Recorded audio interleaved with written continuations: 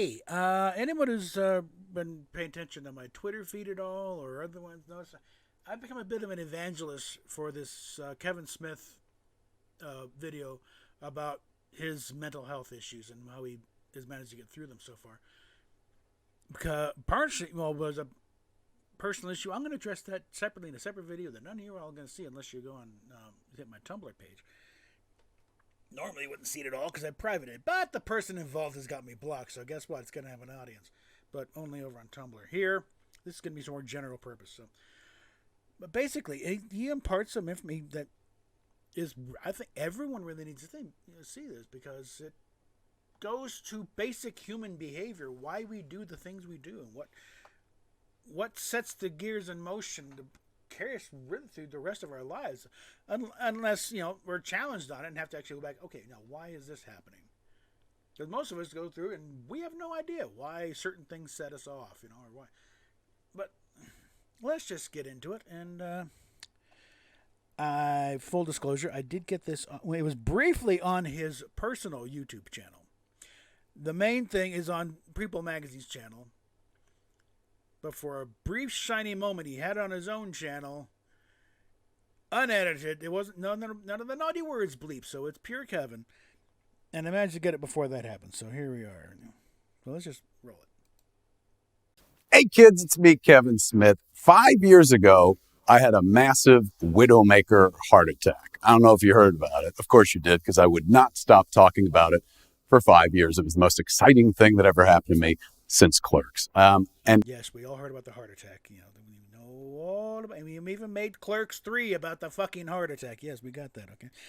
We're going to do that again because I just went through a thing that I think a lot of people go through, but nobody ever talks about. So I'm going to give you some details, and hopefully it'll be useful in your own life. Okay, here we go. For the last month, I have been at a mental health facility. In the, parlance of our times, I went crazy. I lost my marbles. I had a complete break with reality and became very dissociative. This next section is about sexual abuse. When I was 6 years old, there was a kid a little older than me, 9 or 10. I don't know who he was because I grew up in a summer town and people were kind of transient in the summertime particularly. So I don't know who this kid is. I see his face very clearly. Never saw him again after this incident. Took me, and I was 6 years old, and a friend of mine, whose name I won't disclose, but she was a 6-year-old girl, and made us put our mouths on each other's genitalia. The other kid, the older kid, was going to make us put our mouths on him, and then an adult walked past. It was an alleyway behind an apartment building. It was sheer white walls, so there were no windows next to us, only on the second floor.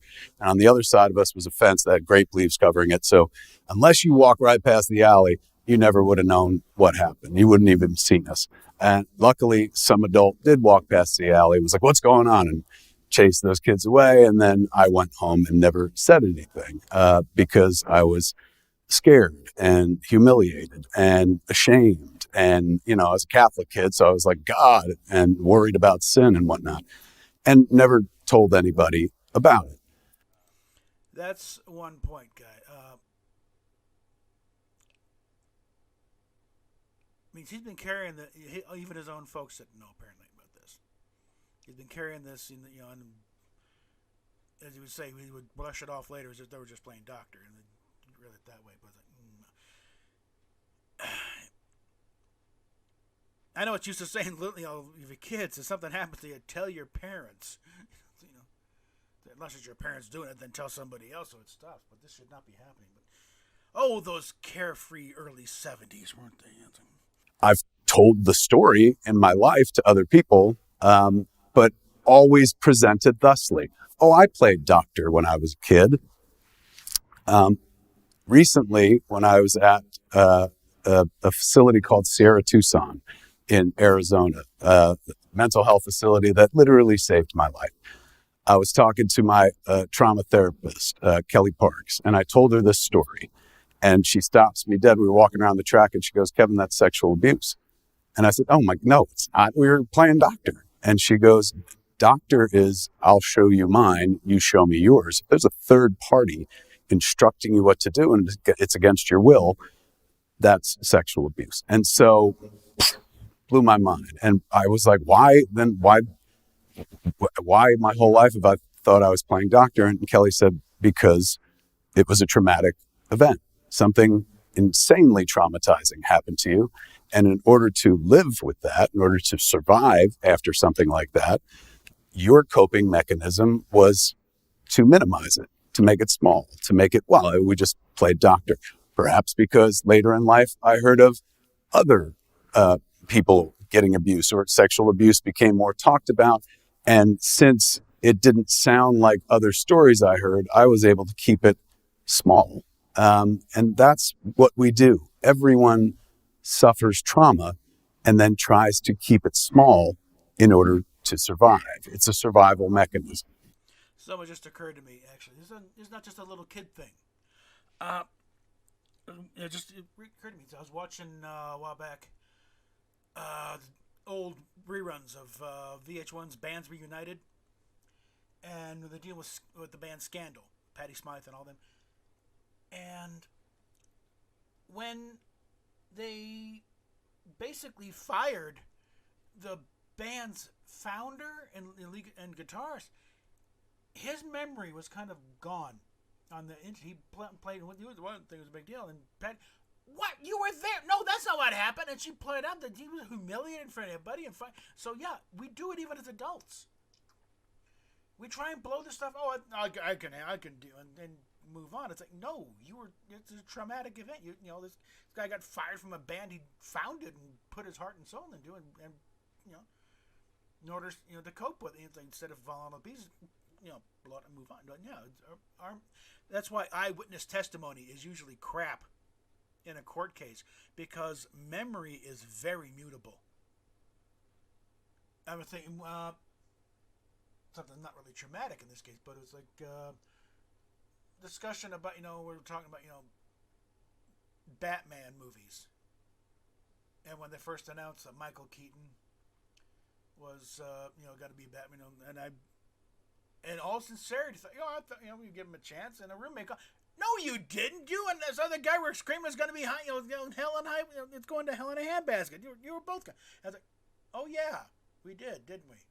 Sorry. It's like, big and small, it doesn't matter, because I wouldn't rate this as trauma, even in this tale. But it does, but something he points out, trauma is trauma. It doesn't. Everybody suffers trauma on a regular basis. It's a process where the amygdala in the brain goes into protection mode in order to protect the mind, in order to protect the body. You might have heard of the term fight or flight, the fight or flight response. There's also two others that they've added. There's fight, there's flight, there's freeze, and there's fawn. Freeze is something that happened to me at age 6. The amygdala is crazy, man. It's in your brain. It's the lizard brain part of you. It's the thing that protects you your entire life. And it's what reacts to trauma, as does the human nervous system. So when I was in Sierra Tucson, at first, I didn't really want to talk about the traumas that I suffered. And I got to stop doing that, because they are traumas, because I felt they were small. I was in a facility where they also had veterans, members of a program called Red, White, and Blue, men and women who have been overseas, been in service and seen action, and suffer from PTSD and other afflictions. And when you sit in a room with somebody telling a story about being in battle and gunshots and things blowing up and friends dying, you tend to shrink yourself and not want to say what your trauma is, because, well, my shit's real small compared to that. Here's the news. The human nervous system doesn't recognize levels of trauma. It doesn't equivocate. The human nervous system doesn't go like, well, that's a little trauma, so that's okay. That's a big trauma, so we'll deal with that. The same traumatic effect of having a kid in an alleyway say, put your mouth on that person, is the same traumatic effect of nearly getting hit by a car, the same traumatic effect of being mocked in a classroom in front of people, the same traumatic effect of having a gun put into your face. There are no levels when it comes to trauma. Trauma is trauma. So I know as people watch, they're like, well, that's fucking small compared to like what other people have gone through. That's patently not true. It's scientifically not true. Trauma is trauma. And that's got to be a running mantra, the whole thing. Trauma is trauma. And it's like we all react differently, but very rarely do we react intelligently. Yeah, it's the lizard brain part. It's the pure emotional reaction thing. And the younger you are, probably the less informed your reaction is going to be. So, like I said, this happened at 6 years old. I'm going to deal with her in another thing. She's probably younger than that. And these things get these set the path for the rest of our lives. So, case in point, when I was 9, my grandmother died, my father's mom. My grandfather died, my mom's dad. My father was in a massive car accident. He almost died. And my mom was in the hospital. And this was all in the span of like 4 months. As kids in the 70s, there wasn't a lot of, hey, be careful. They didn't treat children like Fabergé eggs. They treated kids like kids in the 70s, which is like, you can handle this. Growing up, I grew up in an era when if you cried, people would be like, I'll give you something to cry about. There wasn't a lot of nurturing and understanding and stuff. So when I'm 9, I'm in 4th grade, and my 4th grade teacher, who shall remain nameless, said something that shaped the rest of my life. In 4th grade, we stand up to do the Pledge of Allegiance in the morning. And after that, since it was a Catholic school, Our Lady of Perpetual Help, we also did the Morning Angelus, which is a prayer they do in church, Catholic church. And my teacher is walking around the room and comes to a stop right next to me. I'm standing and she's standing right here, and she's taller. Of course, I was little.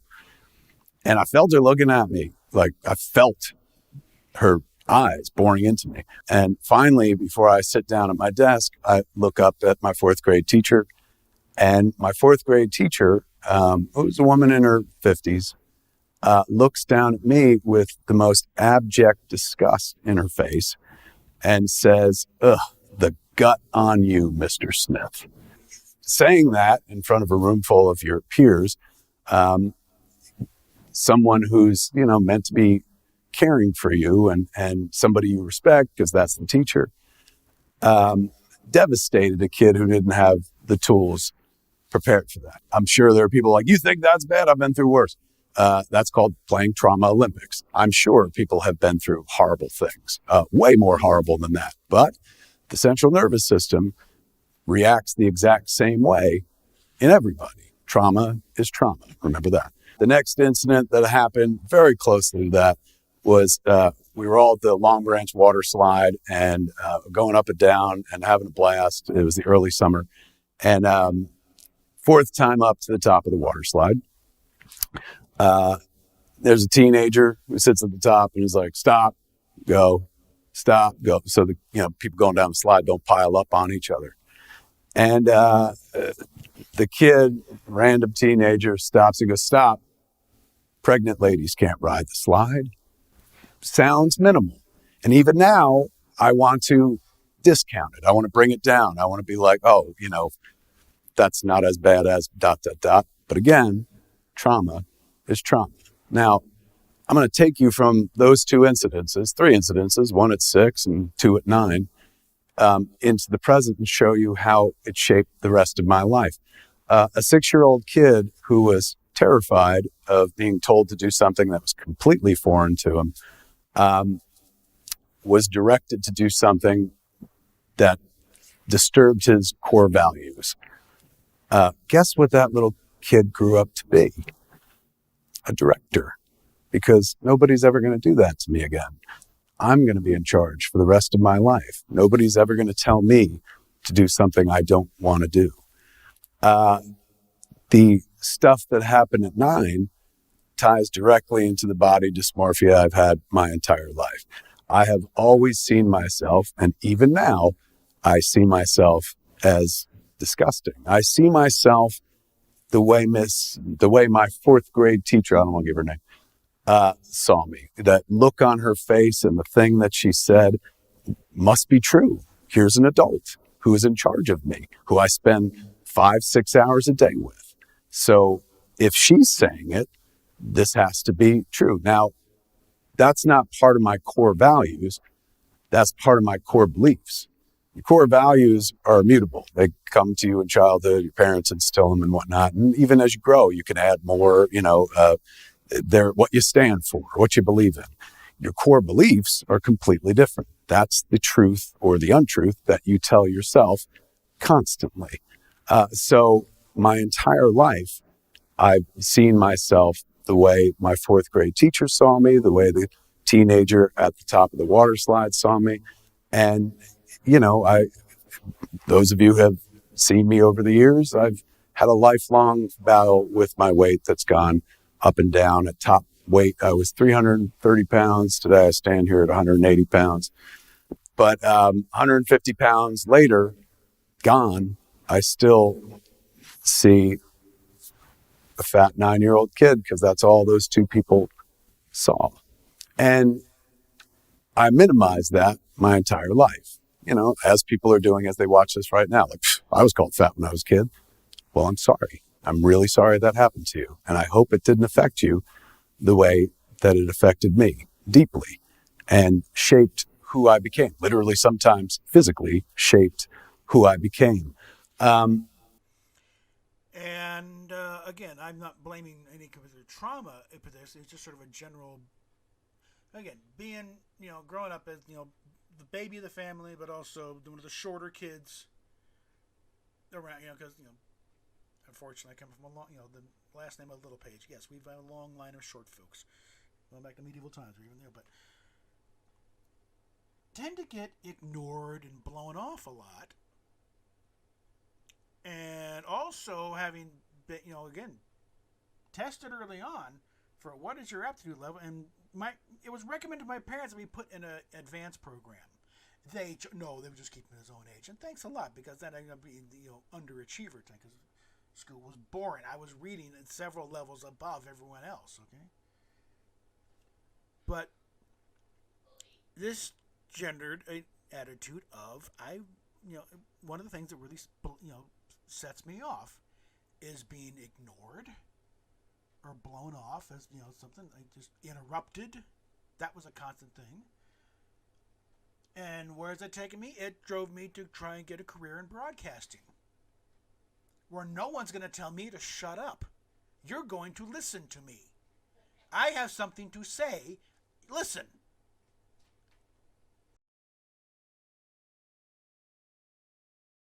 Loving family here. Anyway, but that is, I think that's probably one thing why I wanted to get into writing. One, it's fun. It beats the hell out of digging ditches. And one thing, just it's a few years ago when we were still at KGNU, I finally got to put together a music show for about the first time in about over 20 years. Not since I was out in California, KVCR. And so, yeah, I can still do it. And I'm damn good at it. The problem is, I'm not the only one who can do it and still damn, even at my advanced years. Okay? Because there's also a matter of, it's like, the movie The Natural, where, Robert Redford shows up at his first team, and he's like my age. Wilford Brimley's the manager. Who are you? I'm Roy Hobbs. Son, men at your age are looking to retire, not start. Okay? You're not rookies. You're ready to retire. So I became a people pleaser, the kind of person that will be anything you need him to be and do anything you want him to do. Just don't call me fat. Just don't recognize how disgusting and repugnant I am. Let me distract you with jokes and entertainment. So at age 9, I start building, for lack of a better description, that Kevin Smith, the public presentational version of myself. I refer to him affectionately as the other guy. I started building the other guy because no one's ever going to say something like that to me again. I'll beat them to it. Like, you can't call me fat because I'm going to call myself fat first. self-image can also kind of work against you sometimes, because that's a problem when my situation. I was never really fat. I've always been kind of a little burly. I've been kind of the kind of burly kid. I would have been fine middle linebacker probably, but it's like you. But it's not until you're rather rudely awakened by walking by the mirror at the wrong time. Oh, there's that fat cat. Oh shit, yeah, I am getting out of it kind of works against you, because you go about your day, you don't you don't think of yourself as being overweight or anything, and therefore you don't do the work you should do to get rid of it. So, and when someone points it out, sometimes you react badly. I'm not fat. Well, sorry, you are. On that front, I think I have managed to lose about 20 pounds just by getting up and moving around, but that's still a long ways to go. He's at 180. That's almost my target weight right now. I could get down to that, I'd be happy. I still get about 40 pounds away from that, so who knows? I'd like to get back to about 150. Then it's like, Then next time I pull on a uniform it will manage to get past my rib cage. So, be thankful for the close camera angle. You don't want to see the entire thing. The other guy got me all the way through grammar school, through high school, all the way up into my early 20s, until I fell in love with film and suddenly realized that, maybe I can make some art or something. Now, this much I know.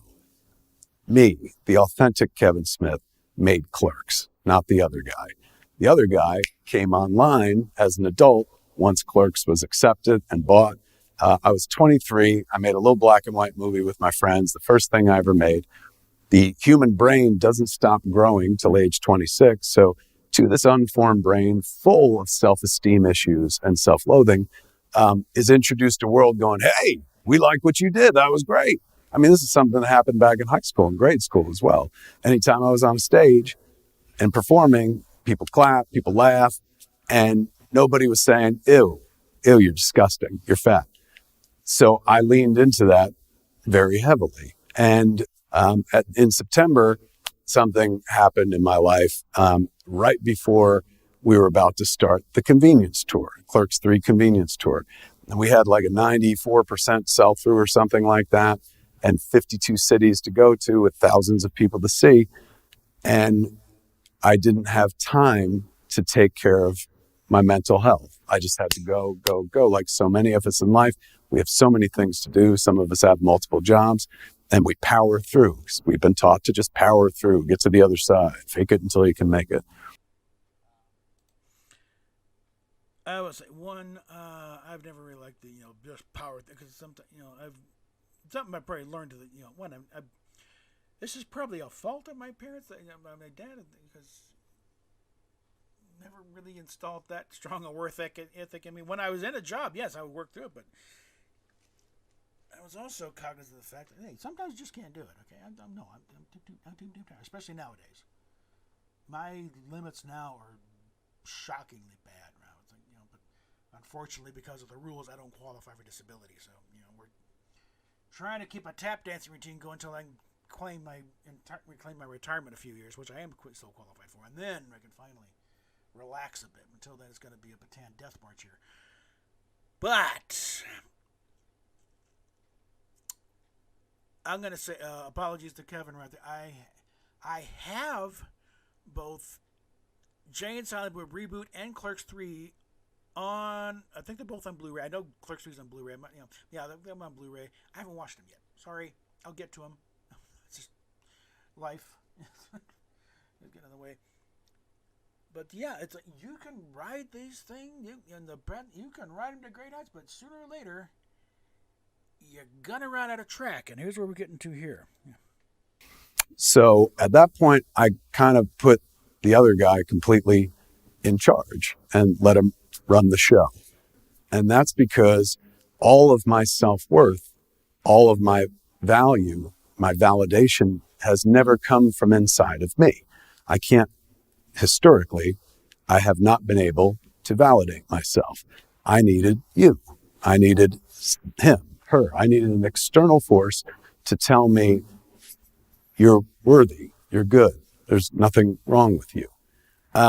Or, you're great at what you do, and we haven't noticed that you're fat in 10 minutes or something. I got the bright idea years ago to go from being a filmmaker, because if I'm a filmmaker, I can get compared to other filmmakers. You know, there are other people that direct like me, and some of them direct better according to others. And naturally, if you're graded against somebody, you know, it's easy to be judged.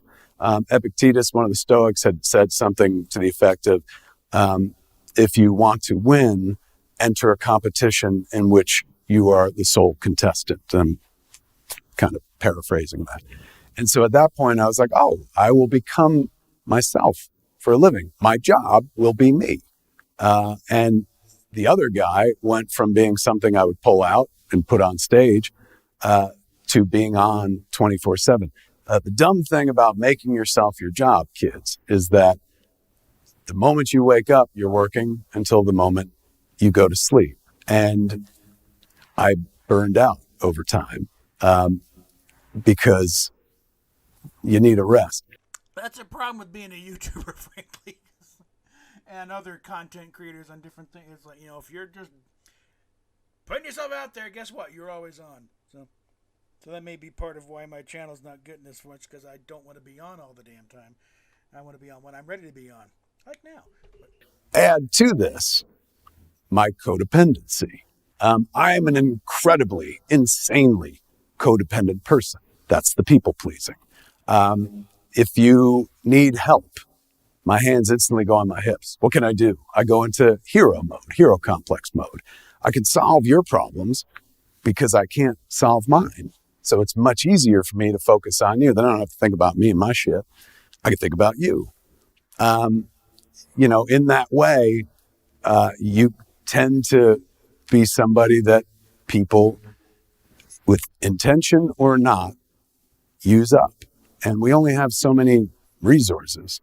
You know, I've heard that expression like, hey man, you got to fill your own cup. You got to keep the cup filled. My cup was empty. Over time, a lifetime of codependency, professionally and personally, I gave it all out and eventually ran dry until there was no sense of me left. I opened up the other guy about a month ago, looking for me, for the authentic Kevin Smith, the real Kevin Smith. And I was terrified to find out that I wasn't there. There was nobody running the show. And I was scared beyond belief that either the authentic me had just fucked off because he was so bored with what I had become and what I'd done with myself, or even worse, that the other guy had burned the authentic me for fuel to get as far as we got. And at that moment, I realized I needed help. I'm reminded all of a sudden of us when on the Muppet Show, Peter Sellers was the guest, and there's one bit where he stumbles into the office something where Kermit's there, and he's got a mixture of, he's got a Viking helmet and something other and a guy, whatever. It's just nothing matches. And Kermit, he's trying to feel what character what they're doing, and Kermit said, "No, just be yourself." No, there is no me. I had it surgically removed years ago. It's like, I think that's kind of the same sort of thing here, where it's like you're so busy playing other parts and everything else, you kind of forget, who the hell am I? And I guess when you don't have an answer to that, it's damn scary. I have never really loved myself. I abjectly loathe myself.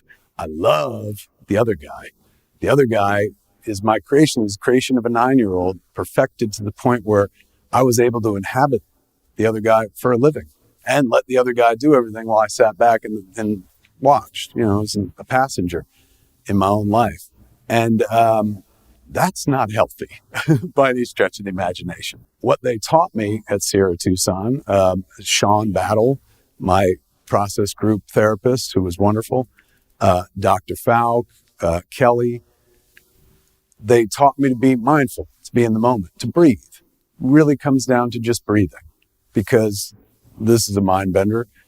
When you breathe, you know you're here in the moment. You know you're right here and right now. You cannot breathe in the past. It's impossible. And you cannot breathe into the future. Breathing grounds you. It makes you mindful. It puts you right here. Why does one need to be mindful? Because this is fraught with peril. Because the amygdala perceives everything as a threat.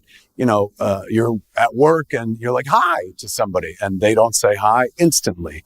The thoughts start racing. Well, what's wrong with me? What did I do? Is that person mad at me? Sometimes it's just a motherfucker being preoccupied. But we don't think of it that way because our minds race. Our thoughts wander because that's what thoughts do. One of the most dangerous addictions isn't alcohol, it isn't drugs. It's thinking, because we can't stop it. And most of our thoughts are negative because most of us believe the worst about ourselves, whether it's something that was said to us in childhood, somebody being like, oh, you're stupid. That's something you carry with you for the rest of your life. Like, I'm stupid. And these are things that are said to us when we're young, and they kind of shape us. And when we're at our most quiet, that's when those thoughts come in. Now, how do people still those thoughts? Many different ways. A few years back, I started smoking weed. This is going to be a big one for certain people. If you started smoking weed at a younger age, one of the things it does is it kind of stunts your brain development. So if you're in your mid-late 20s and think, okay, nah, guess what? Your brain is still stuck in your teenage years, folks. You're just delaying the inevitable. You're not going to hit full maturity until you're like in your 30s, and that's assuming you stop now.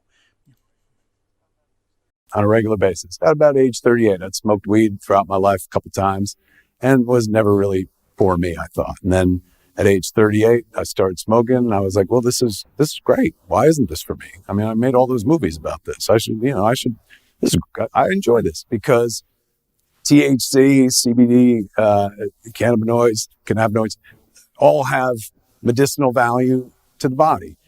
I got to a point where there was never a moment where THC wasn't shifting throughout my entire system. I would wake up and smoke weed all the way until I went to bed, and I would sleep for 4 hours, and it doesn't leave your system after 4 hours. And so I'd wake up, feed it again, and the whole system would start over. So I have been numb for the better part of 10 years. Well, I've been smoking weed for 15, and I would say probably 10 of those years was me trying to be present while not being present. Weed is wonderful because unlike alcohol or some other substances, you can, in my job, in my world, I could be high as a kite and still do everything I need to do. In fact, probably do more than I could if I wasn't numb. Because when I'm not numb, I have to be alone with my own thoughts, which is some of the most terrifying places to be, alone with our own thoughts. So, oh my God, let's take on the world. Those thoughts are gone. I've suppressed them and not buried them. It's just all the negative self-talk, the constant monologue, the voice, the inner critic, all that stuff just kind of gets doled way, way down. So metaphorically, or to use an image of sorts, I had a wound that marijuana was really good for. And I had this open wound, and I put a Band-Aid on it. That's what weed was.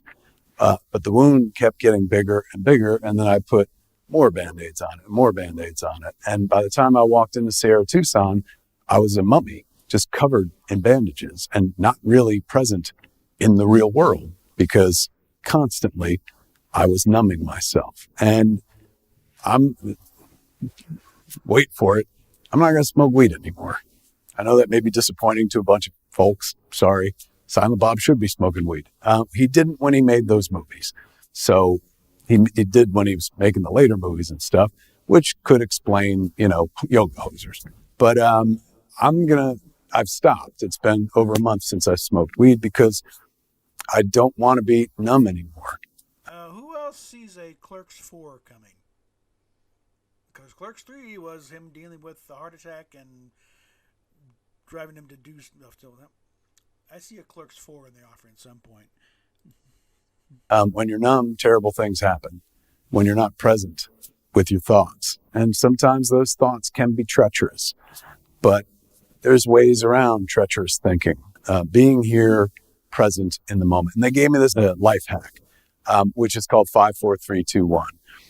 It is basically you talking. You have to say it out loud, and you describe your five senses. So you list out loud because the brain cognizes your voice better than it does your thoughts. That's why, some people talk out loud when they do tasks.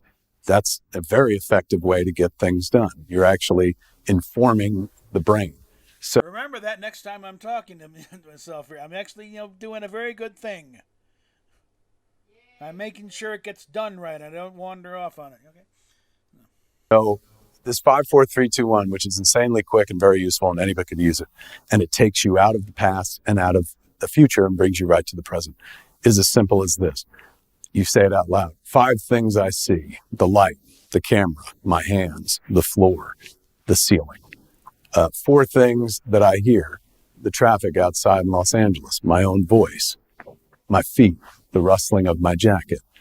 3 things I smell: this room, my jacket, my breath. 2 things I taste: Cheerios, that's what I have for breakfast. My wrist, that's what I like to do. And then 1 thing I could feel, and that is the ground under my feet. And then you say out loud, you can stand down, I got this. And that's you literally talking to your amygdala and telling it that you're not in some sort of state of trauma. You're not in some sort of state or fight or flight, because that's what it's trying to do. It's assessing these horrible thoughts that you have about yourself, or thoughts, worries about the future, or you reviewing things from the past constantly, or reliving traumas. And you're reminding the amygdala that those things aren't happening right now. They're just thoughts. The more you are focused and being here rather than being here, being there, or being there. And the best place, the only place you could be, is in the moment. We miss so much of the present because we're so busy dealing with the past and so busy being worried about the future. So when I walked into Sierra Tucson, I was this hollow ghost of human being. And I told them, I was like, hey man, I see myself as a performative version of myself. I call him the other guy. And, I looked in the other day and I wasn't there anymore. So when I walked into Sierra Tucson, I was convinced that I'd stopped existing. That was my break with reality. And Sean Battle, God bless this man, paid for the whole trip simply by saying this. He was just like, the other guy would never come in here because he does everything right. And he's the one that you put out there for the world. He's the one that you feel accepts all the adulation and whatnot. So the other guy would never come here. That's how I know Kevin Smith exists, because Kevin Smith is here. And for the entire month that I was in a facility with, rubber doors on the bathroom and showers so that you can't harm yourself and whatnot, the other guy couldn't come in. There was nothing for him there. There was no way for him to sell a t-shirt or Jay and Silent Bob it, or, get up on stage and tell stories or make money. So the other guy stood down and, for lack of a better description, stood outside the gates of Sierra Tucson, while the actual me, the authentic me, went in there and worked on himself and found healing. There's healing out in the desert. One doesn't have to go to Sierra Tucson, but if you're going to go to a place, boy, I can't recommend it enough. All one has to do is take care of oneself, look into mental health. You don't have to go all the way to Arizona. Someplace near you could be very helpful. There's a process that I did a few times called EMDR. And 52-year-old me was in the room with 9-year-old me and his classmates and my teacher who said the thing. And I was able to talk to my teacher. And, I didn't ream her out or be like, you son of a, I just said this. Kelly's like, talk to her, tell her what you want to say. And I was like, this kid's not ready for that. Like, this kid has no coping mechanisms whatsoever. And so this comment is going to shape the rest of his life. That's another thing. It's like, be careful what you say to little kids, okay? Because it's like, what you think is just an innocuous little crack. They haven't been around long enough to know the lousy jokes from serious criticism, and you can scar the kid for life with what you think is just an offhand comment or your positive reinforcement. No, you just You just wrecked this kid's life, possibly. So, like, watch it, okay? They haven't been around long enough to use you, okay? And that's another thing why I'm started a little crusade, about the whole thing about trans kid. No, you need to, I guess one is like, you think chopping off bits of your body is solving. You're working at the wrong end of the problem. You're fixing the roof and the porch when your foundation is falling apart. You need to get to that. That's the problem you need to get at to figure out what's going on here. More importantly, I got to talk to 9-year-old Kev, who's been frozen in a moment for 43 years, and tell him that because he didn't break that day, I was like, look, I know it's bad, and I know that you don't know why this happened, and that you're crushed and embarrassed and humiliated and split. But because you don't break in two, because you hold it together, one day we get to put our hands and our footprints in the cement at Groman's Chinese Theater. And I took 9-year-old Kev to Groman's Chinese Theater and showed him our handprints. It was a miracle. Not only did it clean up a long-standing core belief that I had about myself, it trickled down through everything, because remember, that moment shapes the rest of my life and starts cleaning up all that other stuff as well, right up into the present. It's a miracle, and they have it everywhere. You don't have to go to just Sierra Tucson. You go any place, go to Psychology Today or Psychiatry Today, and I think it's Psychology Today, and you can enter in, EMDR near me with a zip code, and you'll find a place that does it. It's absolutely miraculous and very, very healing. I went into Sierra Tucson. They were like, you got to learn to put yourself first. And I was like, that's all I do. I'm literally like, every day of my life, I wake up and I'm like, what do I want to do? And I make a thing, and they're like, Kevin, that's what you do. Who are you? Put yourself first. What do you actually like doing that has nothing to do with your job, that has nothing to do with the other guy, that has no Jay and Silent Bob in it? And I had no answers. I don't know what I like, because I don't know who I am. And now at age 52, just starting to figure it out.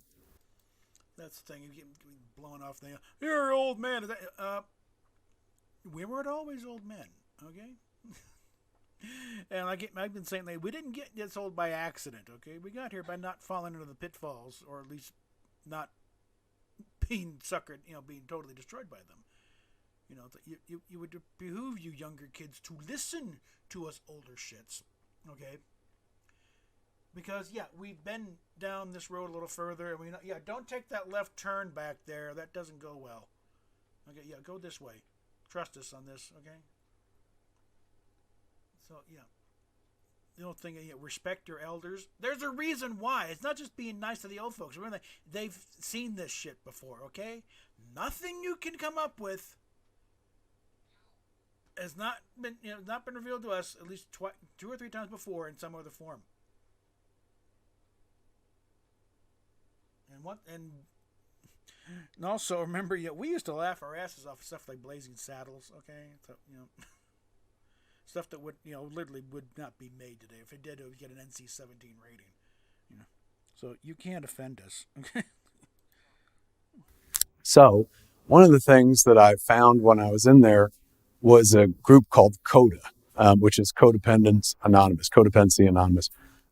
There's Alcoholics Anonymous, there's Narcotics Anonymous, there's an Al-Anon and stuff.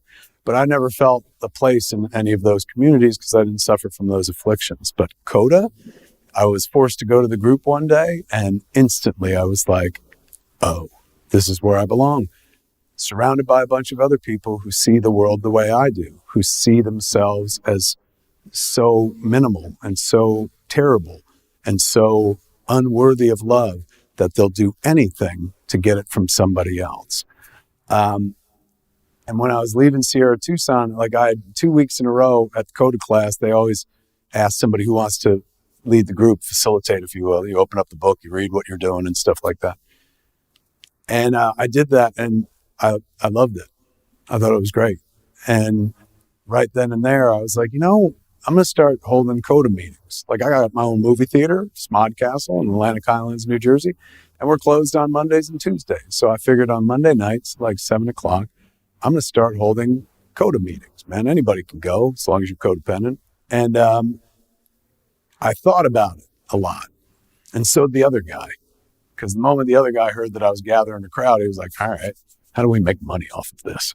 How do we turn this into a business?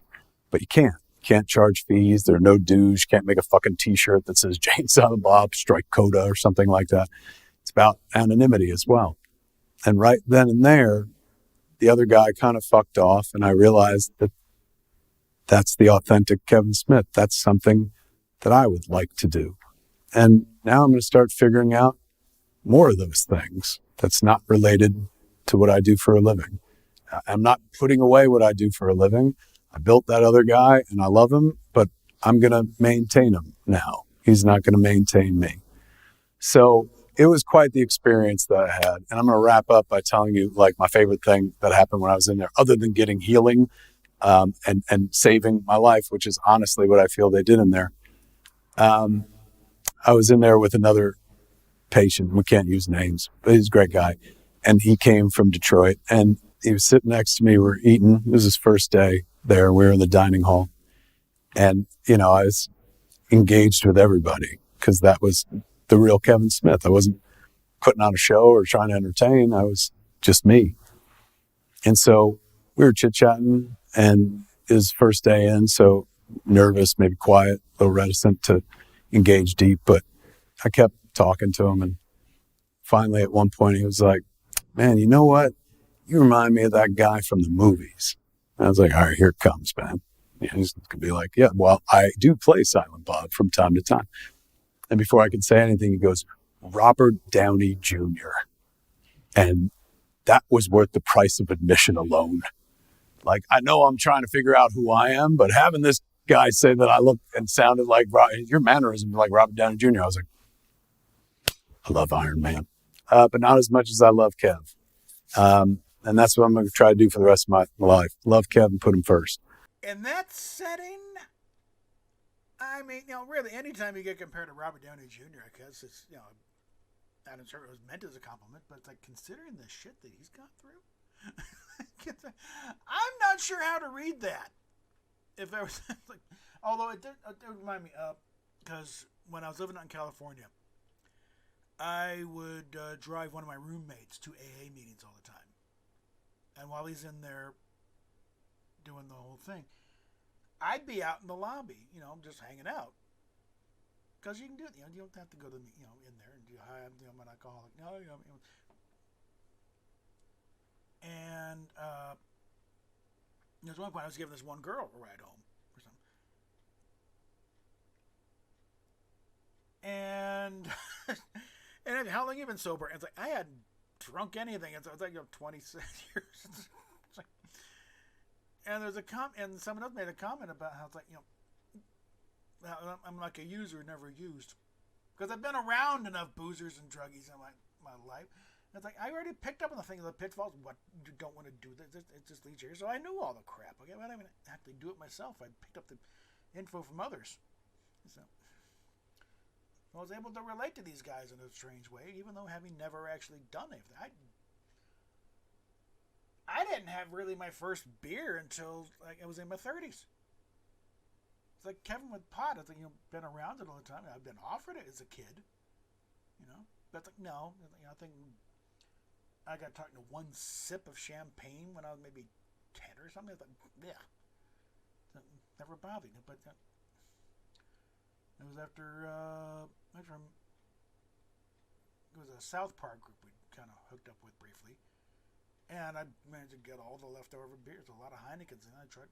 Finally said, okay, this is sitting over at home, and whatever. So I'm not a fan of Heineken, but Killian's Irish Red, that one I will, because that one is like there's no real aftertaste for it. It's real beer. It's not this wimpy lager. So in that way, I don't know that you'll see much of me online anymore. This is not me, going like I'm gone forever.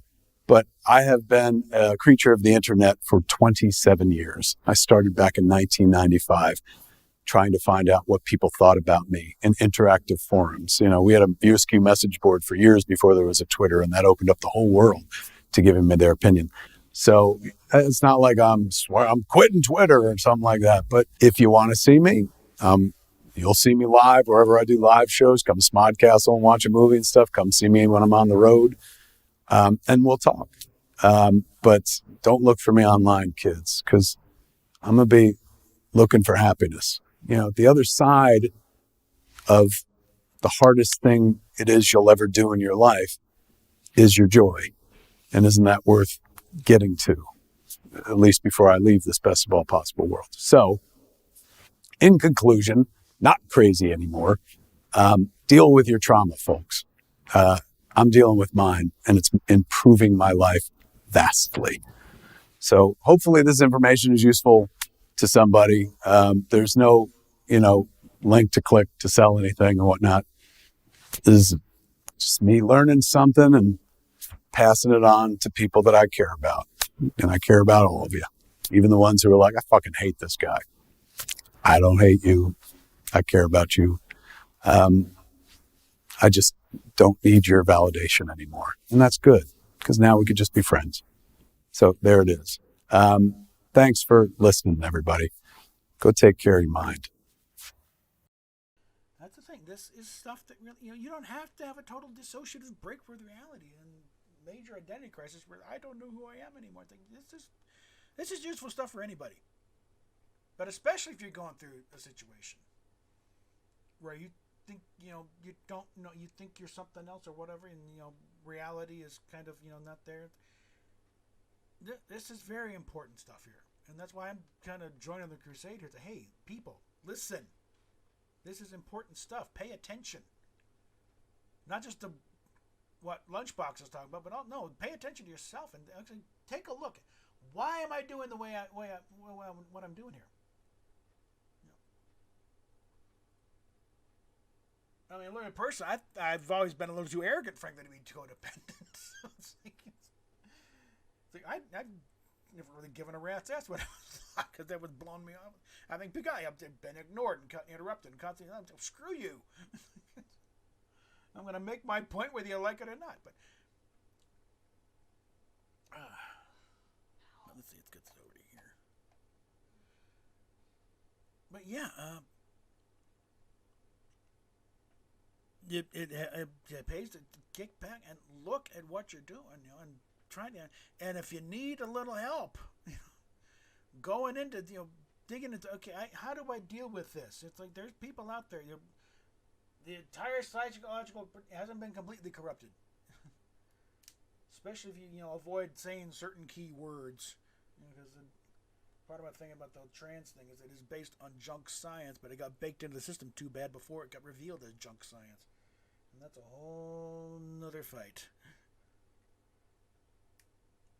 Because if you go in there saying anything but that, then yeah, you can actually get proper help.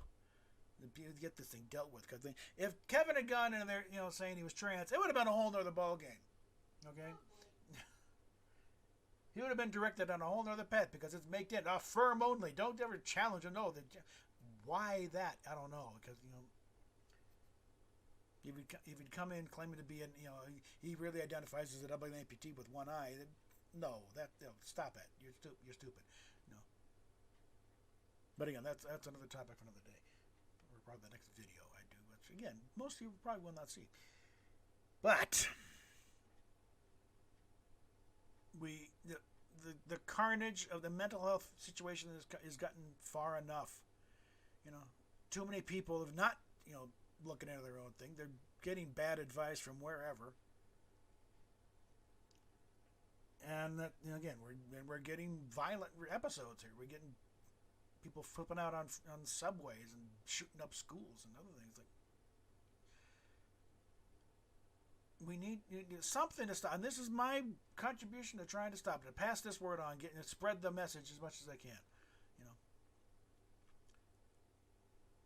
And I don't know how many people watch, the People Magazine channel. Of course. But we'll wrap up there. We'll talk at you later.